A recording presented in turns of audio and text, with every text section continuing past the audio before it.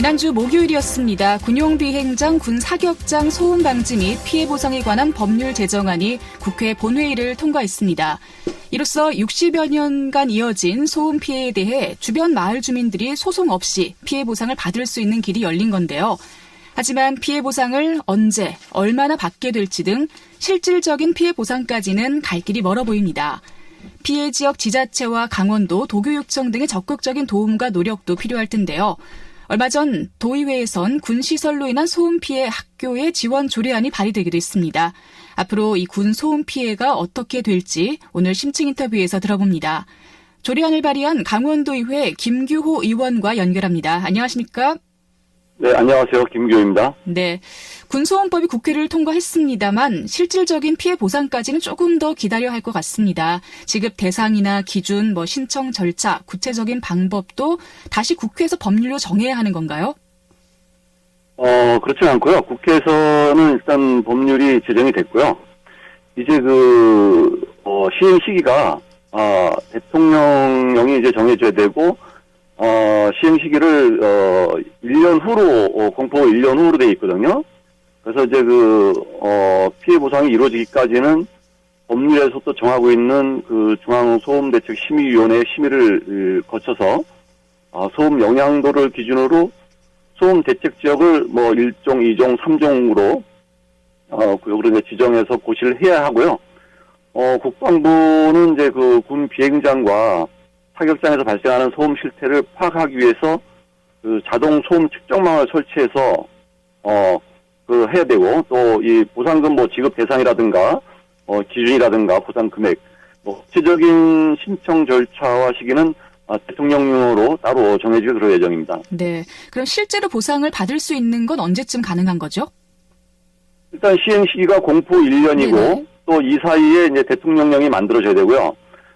국방부에서 심의위원회를 만들고 이 보상에 필요한 재반 준비를 다 해 나간다면 적어도 법률에 의해서 피해 보상이 이루어지는 시기는 적어도 2년 정도는 걸리지 않을까 이렇게 보여집니다. 그렇군요.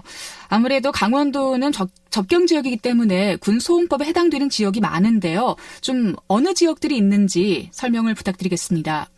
네, 일단 법률명이 군용 비행장 및 군 사격장 소음 방지 및 피해 보상에 관한 법률이거든요. 그래서 이제 군용 비행장하고 군 사격장에 해당이 되는데요.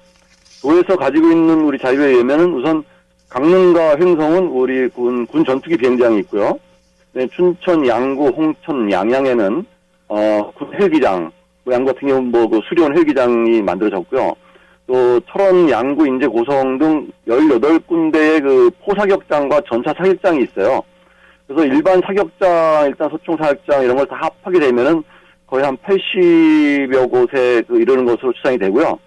강원도에서 18개 시군 중에서 12개 시군이 해당이 되고 있습니다.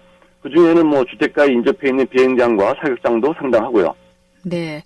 그리고 이번에 도의회에서도 조례안을 발의했잖아요. 조례안의 내용을 간단하게 좀 설명을 부탁드려도 될까요? 한마디로 말씀드리면은 군 사격장과 비행장 같은 그런 군사 시설로 소음 피해에 시달리는 학교에 대해서 교육 여건 개선과 예산 지원을 통해서 균등한 교육기회를 제공하자는 겁니다. 교육기회 균등과 학습법 보장을 얘기하는 거죠. 내용을 좀 더 보게 되면은 소음 피해 학교의 행정 재정적인 어떤 지원과 교육 여건 개선을 위한 사업계획 수립, 또 학생 및 교직원을 위한 심리치료 지원, 또 교육감이 피해 학교 지원을 위하여 필요하다고 인정하는 사항으로 정리할 수 있을 것 같습니다. 네. 그런데 지금 앞으로 물론 또 조례안이 통과되고 나면 강원도와 도교육청에서도 여러 가지 일을 더 해야 할 것 같지만 소음 피해는 국방부가 주고 있는데 이 피해 학교 지원은 도교육청과 강원도가 하는 게 아닌가 하는 생각이 들거든요. 우선 지원을 하고 나서 나중에 국방부에 다시 구상권 청구를 하는 형식인가요? 그건 아니고요. 예를 들어서 이제 인천시와 제주도의 경우는 공항 소음 피해 학교에 대한 조례가 있습니다. 네. 민간 항공이 소음을 발생한다고 해서 각각의 항공회사에 책임을 묻지는 않습니다. 자치단체에서 지원을 하는 거죠. 사실 지금도 강원도만 보아도 국방부가 해야 할 일들을 자치단체에서 시행하는 사업이 많습니다. 그러면 그런 것도 자치단체에서 하지 말아야 되는 거죠. 국방부 뒤에서 숨어서 지원을 회피한다면 자치단체의 도리는 아니라고 생각하고요. 네.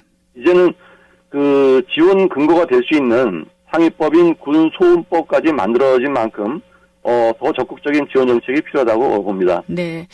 이제 또 강원도와 지자체에서도 주민들의 피해 보상을 위해서 더 많은 노력을 할 텐데요. 어떤 지원과 노력이 필요한지 간략하게 마지막으로 부탁드리겠습니다. 일단 군소음법이 전국적으로 산재한 그 군 비행장과 사격장 주변에서 소음 피해를 입고 있는 국민들에게는 소송이 없이 피해 보상을 받을 수 있는 길이 열리게 된 겁니다. 이런 이제 법 시행 과정에서 또 제외되는 일이 없도록 우리 자치단체에서 세심하게 그 대응해 나가야 할 거로 생각합니다. 네. 자, 오늘 말씀 잘 들었습니다. 심층 인터뷰 강원도의회 김규호 의원과 함께 이야기 나눠봤습니다. 고맙습니다. 네, 감사합니다. 네, 군에서 훈련을 하지 않을 수는 없을 겁니다. 당연히 필요한 부분인데 그렇다고 해서 주민들이나 또 학생들이 피해를 받는 것 또한 당연한 것은 아니겠죠. 오랜 시간 피해를 입어온 우리 주민들이 개별적인 민사소송 없이도 피해 보상을 빨리 실질적으로 받을 수 있는 날이 오기를 진심으로 바랍니다. 11월 5일 화요일 라디오 동서남북 오늘 순서는 여기서 마치겠습니다. 지금까지 기술 반창호, 구성 정재희, 진행의 김서영이었습니다. 함께해 주신 여러분 고맙습니다. 저는 내일 이 시간에 다시 인사드릴게요.